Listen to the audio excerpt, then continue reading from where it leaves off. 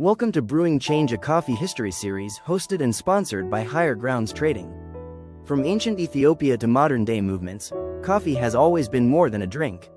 It's been fuel for revolutions, a gathering place for ideas, and a bridge connecting people across the world.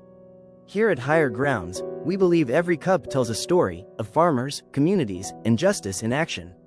Join us as we explore how coffee shaped history and how it continues to inspire change in the world today. Don't forget to like, share, subscribe, and shop highergroundstrading.com. From Ethiopia to empire. Coffee began in Ethiopia. For centuries, it moved through trade routes across the Middle East and North Africa, becoming deeply tied to ritual, hospitality, and culture.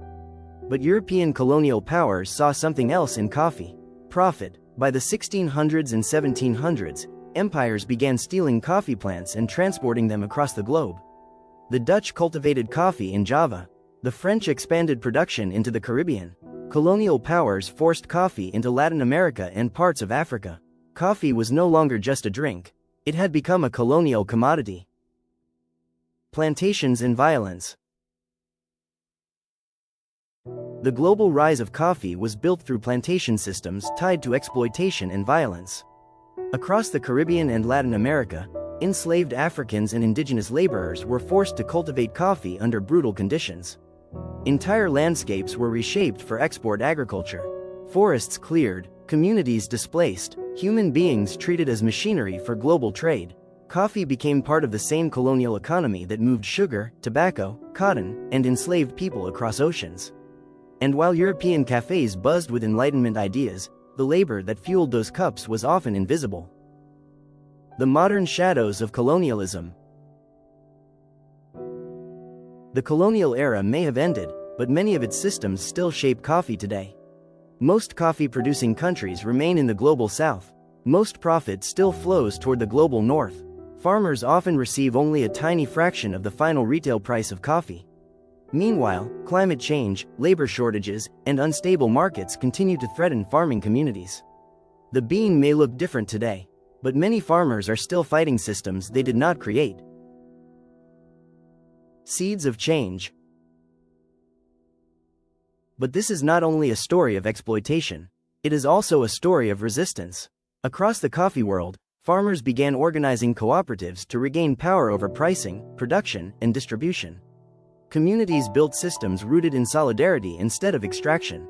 Direct trade relationships emerged. Fair trade movements gained momentum. Small producers began reclaiming ownership of their stories. Coffee farmers are not passive victims in this history. They are organizers, caretakers, builders of new futures. What ethical coffee really means. Ethical coffee is not just branding. It's a question: who grew this coffee? Who benefited from it? Who carried the burden? Supporting transparent, relationship-driven coffee sourcing helps challenge systems rooted in exploitation. Not perfectly, not completely, but intentionally, because every purchase participates in a larger story. Why this still matters. Coffee carries history inside it. Some of that history is beautiful. Some of it is painful. To truly love coffee, we must be willing to understand both. Because the future of coffee should not be built on extraction.